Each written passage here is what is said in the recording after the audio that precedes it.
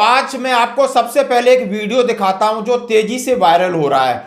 ये मंदिर के नाम पे देश का सौहार्दपूर्ण वातावरण बिगाड़ा जा रहा है ना। हमारी आत्मा रोती है, सीमा पर खड़ा होकर मंदिर मस्जिद नहीं दिखती है। हमें मंदिर से कोई तकलीफ नहीं है, मंदिर बने अच्छी बात है, कोई बात नहीं। हिंदू मुसलमान सिख ईसाई कंधे से कंधा मिला करके हम देश के लिए लड़े हैं, और ये गुंडे बदमाश संसद में आके बैठ करके देश का मंदिर के नाम से, अयोध्या के नाम से ध्यान आकर्षित करके चुनाव जीतना चाहते हैं। हमने पूरी जवानी वहां दिया सीमाओं पे, और जिस वातावरण को हम छोड़ के जाते हैं, अरे भाई साहब हमारी तो आत्मा ही रो रही है, हमारी आत्मा रो रही है। इस देश के अंदर नफरतों का बाजार गर्म कर रखा है। मेरी विनती है सारे देशवासियों से, हाथ जोड़ के अपील है, ना हिंदू खतरे में है, ना लोकतंत्र खतरे में। देश में अगर खतरे में तो इनकी कुर्सियां खतरे में। और ये टैग किया है ट्विटर के ऊपर रवीश कुमार जी हैं, पत्रकार हैं, और जो हमेशा मुखर रहते हैं, जो कि सरकार को हर एक जगह सवाल पूछते हैं और सरकार के ऊपर कहीं ना कहीं प्रश्न चिन्ह लगाते हैं। आपने देखा होगा ईवीएम के ऊपर हो या अन्य किसी चीजों के ऊपर हो, और उनके पास उन्होंने एक टैग किया है, वीडियो लिखा है, ये सुनने के बाद अंधभक्त भी देश के सैनिक को देशद्रोही कहेंगे। हाँ जी दोस्तों, और ये जो सैनिक है और जिनका वीडियो देख रहे हैं, और इनका नाम है वीर सिंह चौहान, जो सेना में सूबेदार पद से सेवानिवृत्त हुए हैं और अपनी एक राजनीतिक पार्टी बनाकर सेना के साथ साथ समाज को यानी एक व्यवस्थित करने की बात कर रहे हैं, जहां पे उन्होंने जो कहा है कि ना मंदिर के नाम पर देश का वातावरण खराब किया जा रहा है। हमने देश को किस तरीके से संभाला है, हमारी आत्मा रोती है। ना ही हिंदू खतरे में, ना ही मुस्लिम खतरे में, खतरे में तो है इन नेताओं की कुर्सी खतरे में, जो कि समाज को बांटकर अपनी राजनीति आप पूरी तरीके से राजनीति करना चाहते हैं, कुर्सी से चुपके रहना चाहते हैं। चुनाव आ रहा है और देश में माहौल खराब कर रहे हैं। तो जरूर है कि मैं आज इन्हीं के साथ रूबरू होता हूं और आपको इनका इंट्रोडक्शन कराता हूं, और मेरे साथ लाइव हुए हैं सूबेदार चौहान साहब। थैंक यू सर, बहुत बहुत थैंक यू, धन्यवाद साहब आपका, आपको बहुत बहुत सैल्यूट है, आपने हमें बात रखने का मौका दिया भदौरिया साहब। बिल्कुल साहब, सबसे पहले कि आपका ये वीडियो वायरल हो रहा है, मैं इसके ऊपर न कुछ कमेंट्स करते हुए आपकी प्रतिक्रिया चाहना चाहता हूं कि ये बिल्कुल वीडियो आपका ही है और आपने किस संज्ञान में, क्योंकि वीडियो लगभग 1 मिनट का है, किस संज्ञान में इसके बारे में आपने बात कही है, प्लीज। जी भाई जी, बिल्कुल ये मेरा ही वीडियो है और काफी वायरल हुआ है। देश में बहुत सारे ऐसे देशभक्त भाई हैं जिनको इस प्रकार की जो बातें पसंद आती हैं, जो अमन चैन चाहते हैं, भाईचारा चाहते हैं इस देश में। हर व्यक्ति जो है वो इस वीडियो को शेयर कर रहा है। कुछ लोग हैं जो अंधभक्ति में लीन हैं, जो इस देश को बर्बाद किए जा रहे हैं जाति धर्म के नाम पर। देश में जो अंग्रेजों की पॉलिसी थी डिवाइड एंड रूल, आज भी वही हो रहा है इस देश में। काम के नाम पर जीरो है, लेकिन हाँ इनको वातावरण बनाना आता है मंदिर के नाम पे, मस्जिद के नाम पे। ये जो है ये बहुत दुर्भाग्यपूर्ण स्थिति है भाई साहब, क्योंकि हम जब समाज में जाते हैं, लगभग नादान उम्र होती है 18 से 21 साल ना, उस टाइम हिंदू और मुसलमान में किसी प्रकार का हमारे अंदर वाद विवाद नहीं होता। और जब सेना में जाते हैं तो वहां तो देशभक्ति सिखाई जाती है, वहां तो देश के लिए जीना, देश के लिए मरना, ये चीज सिखाया जाता है। लेकिन जब वापसी वतन सीमाओं से वतन में वापसी लौटते हैं तो हम आज देख रहे हैं कि देश की हालत क्या होगी।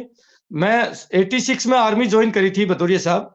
86 में जो समाज के अंदर प्यार मोहब्बत थी, भाईचारा था, सुख दुख में शरीक होते थे, किसी से कोई नफरत नहीं थी।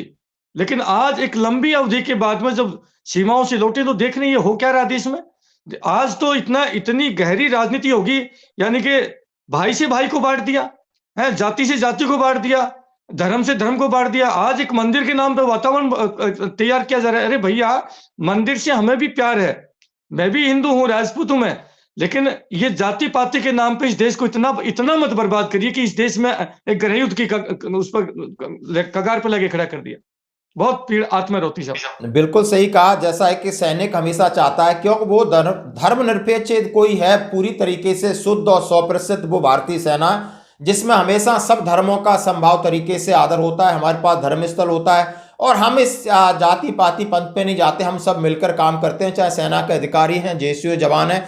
लेकिन ये दुर्भाग्य है कि इस देश की राजनीति अभी जाति आधार पर है या धर्म के आधार पर बांटी जाती है। तो जो हमारे सामने शख्स हैं वीर सिंह चौहान जी, और ये भी अब अपनी एक राजनीतिक पार्टी खड़ा कर रहे हैं या कर दिया है। मैं इसके बारे में सवाल पूछूंगा, क्या आखिर आपकी राजनीतिक पार्टी क्या स्वरूप है और किन विचारधाराओं को लेकर के आप समाज के साथ जाओगे?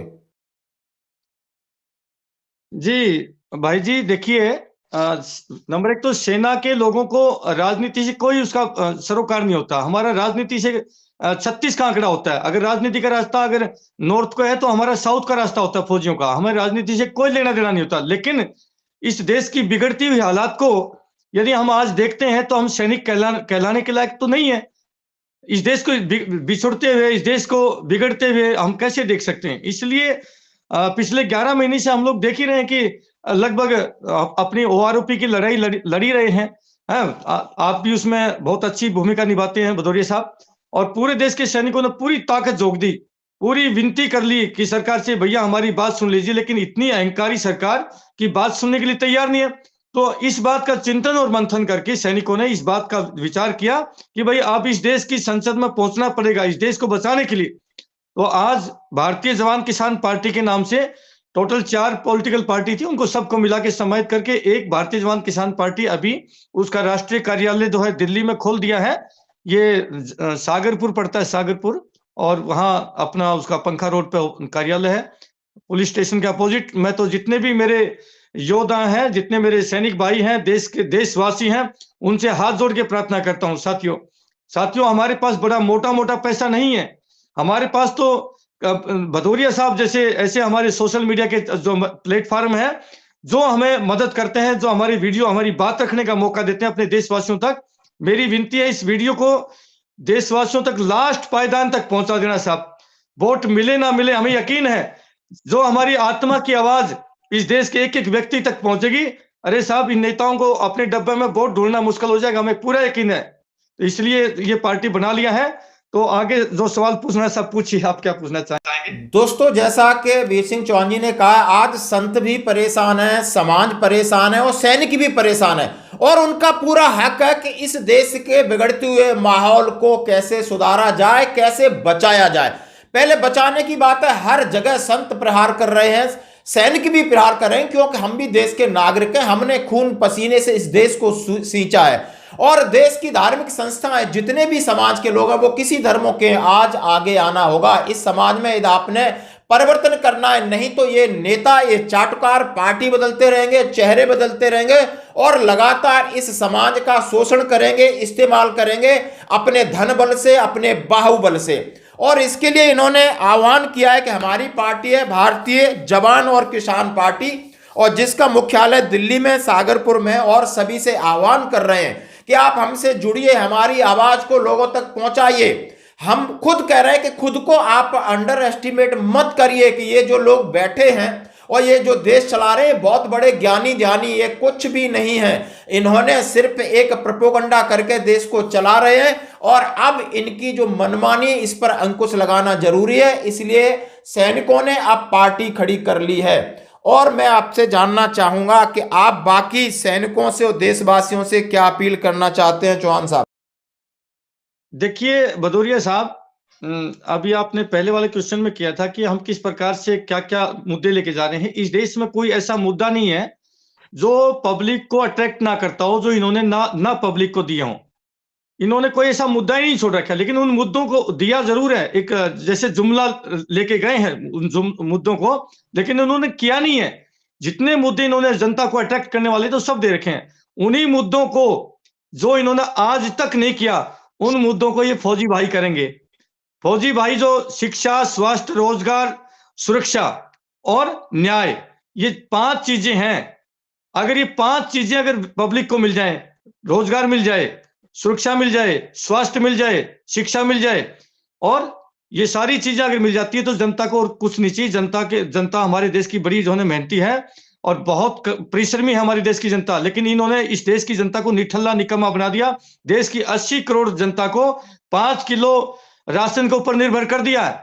कुल मिलाकर के ये कभी नहीं चाहेंगे इस देश की जनता 5 किलो राशन से ऊपर की बात विचार करे, उसके दिमाग में कोई बात आए, यानी कि इनके राशन पर डिपेंड रहे और इनका वोट बैंक बना रहे। मैं ये कहना चाहूंगा, मेरे इसमें सैनिक भाई आपसे काफी जुड़े हैं, मैं उन रण बाकरों से हाथ जोड़ के अपील करता हूं, हे मेरे मां भारती के वीर सपूतों, इस देश के वतन के रखवालों, क्या आपकी छाती में आग नहीं लगती क्या? आज एक लगभग 2 महीने पहले एक झारखंड के अंदर MP जिसके घर में 354 करोड़ रुपए मिले, भदौरिया साहब 354 करोड़, 40 मशीनें 4 दिन कंटिन्यूस चलती रही, पैसा खत्म नहीं हुआ। मैं कहता हूं इतना देखने के बाद में भी मेरे देशवासियों के अगर छाती में आग नहीं लगती तो मैं कहता हूं आपके अंदर खून नहीं हो सकता। अब इस देश की बागडोर, इस देश के अंदर भ्रष्टाचार चरम सीमा पर पहुंच चुका है। इसलिए मैं तो आपसे अपील करता हूं प्यारे रणबांकुरों, अब दोबारा से अपनी बेल्ट कसनी पड़ेगी। इस देश की दिशा और दशा बदलने के लिए हम रणबांकुरों को खड़ा होना पड़ेगा मेरे भाइयों। मैं अपना कॉन्टैक्ट नंबर देता हूं 8368002355। ये मेरा कॉन्टैक्ट नंबर है। कार्यालय में 24 घंटे वहीं मुलाकात होगी दिल्ली में। अरे हुंकार भरो मेरे भाइयों, किसी पार्टी के बंधुआ मत बनिए। हमसे ज्यादा, सैनिकों से ज्यादा राष्ट्रवादी किसी भी नेता का पिताजी नहीं हो सकता। किसी भी पार्टी का नेता हो, सैनिक से ज्यादा राष्ट्रवादी नहीं हो सकता, हमसे ज्यादा देशभक्त नहीं हो सकता। इसलिए जो नकली राष्ट्रवाद का चोला पहन करके अपना आपको देश का सूरमा बता रहे हैं, उनसे समझने की जरूरत है मेरे भाइयों। आइए, अपनी झोपड़ी किराए के महल से अच्छी होती है। मेरी विनती है, ये अपना परिवार, अपना घर, अरे पूरे देश के अंदर अपना गांव में सैनिक भरा पड़ा है। हमारा पूरा संगठन बूथ लेवल तक तैयार है। आप लोगों को सिर्फ एक बार विचार करने की जरूरत है भाइयों। दिल से लगाने के लिए हम तैयार हैं, आपके भाई तैयार हैं। अरे आइए मेरे भाइयों, इस देश के नेताओं ने जो आज तक हमारी गरिमा, यानी कि एक सैनिक का, एक चौकीदार से ज्यादा हमारी हैसियत नहीं समझी नेताओं ने। इसलिए इनको दिखाना पड़ेगा कि अरे फौजी तुमसे लाख दर्जे अच्छा काम इस देश का संभाल सकते हैं, इस देश की संसद को। मैं आपसे विनती करता हूं भाइयों, ईर्ष्या मत रखिए, किसी के पीछे लघु मत बनिए। ये मां भारती आपको पुकार रही है। अब मौका है, ऐसा मौका दोबारा नहीं मिलेगा। पूरा देश त्राहिमाम कर रहा है इनके गुंडागर्दी से, तानाशाही से, भ्रष्टाचार से। कब जागेंगे हम फौजी आदमी होकर के? आज जागने की जरूरत है, हुंकार भरने की जरूरत है।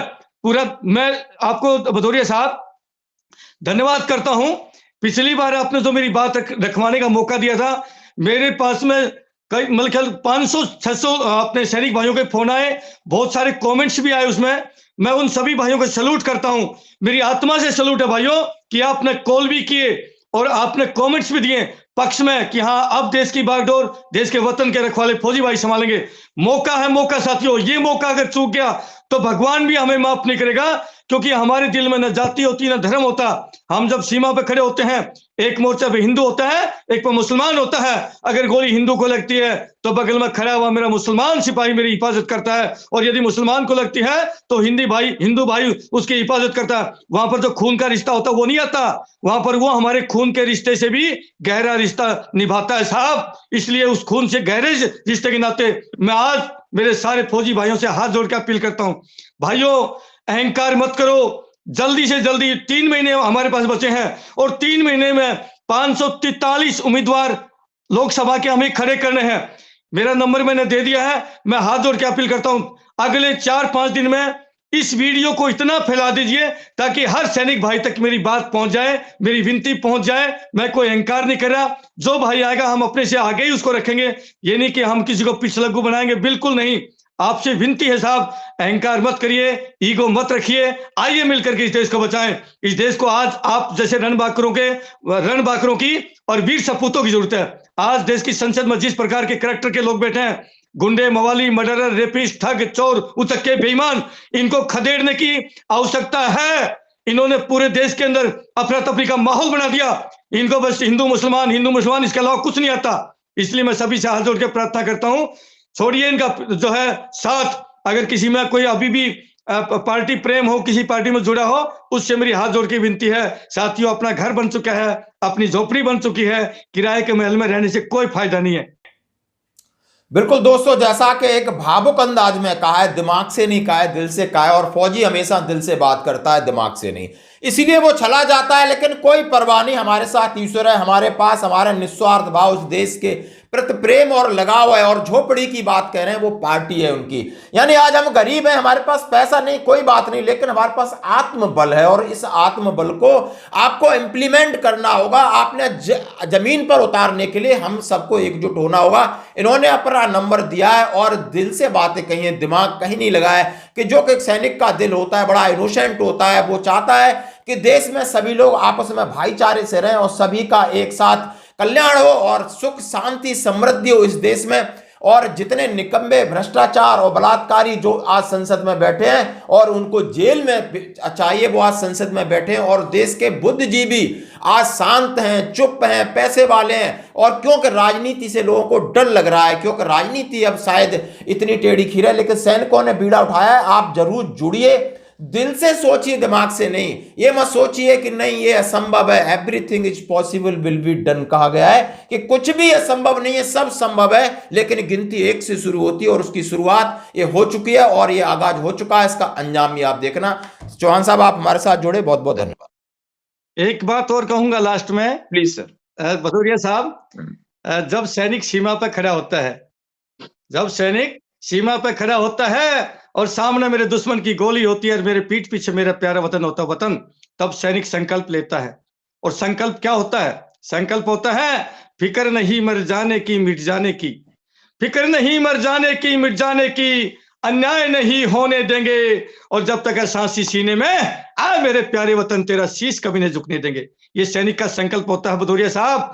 आज इस देश को इन गद्दार नेताओं के हाथों, मैं खाली एक किसी पार्टी का नाम नहीं ले रहा हूं, इस देश में जितनी भी पॉलिटिकल पार्टियां हैं, सारी की सारी पॉलिटिकल पार्टियों ने देश का शोषण किया है, देश को तोड़ा है।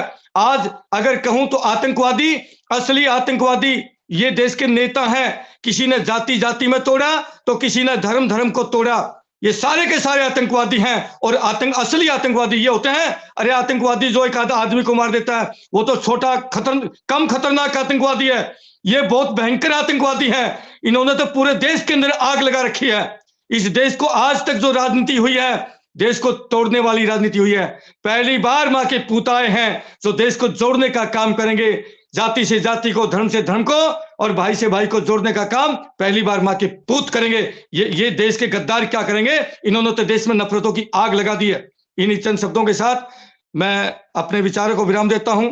यदि मेरी बातों में किसी भाई को कोई ठेस पहुंची हो, कोई ऐसा शब्द निकल गया जाने अनजाने में, मैं वैसे तो किसी की अपनी शान के खिलाफ बोलता नहीं हूं, लेकिन फिर भी अगर कोई ऐसा शब्द निकल गया हो तो मैं हाथ जोड़ के माफी कर जाता हूं। लेकिन मैं अंत में विनती करता हूं, क्योंकि नेशनल मीडिया बिक चुकी है, पूरी नेशनल मीडिया ने अपनी शर्म हया खो दी है। भाइयों, हमारे पास इतना मोटा पैसा नहीं है कि हम नेशनल मीडिया के पास जाके अपना प्रचार कर लें, अपनी बात रख दें। तो मैं धन्यवाद करता हूं अपने कैप्टन भदौरिया साहब को कि आपने बड़े अच्छा प्लेटफॉर्म बनाया, उसमें बहुत सारे लाखों आदमी जुड़ रखे हैं और जुड़े, ज्यादा जितने ज्यादा पूरा देश जुड़े, हमसे ईश्वर से प्रार्थना करेंगे और इस वीडियो को हर भाई तक पहुंचे, ये मेरी आप लोगों से एक विनती है। इसको जरूर शेयर करना साहब। बहुत बहुत धन्यवाद। Thank you sir. थैंक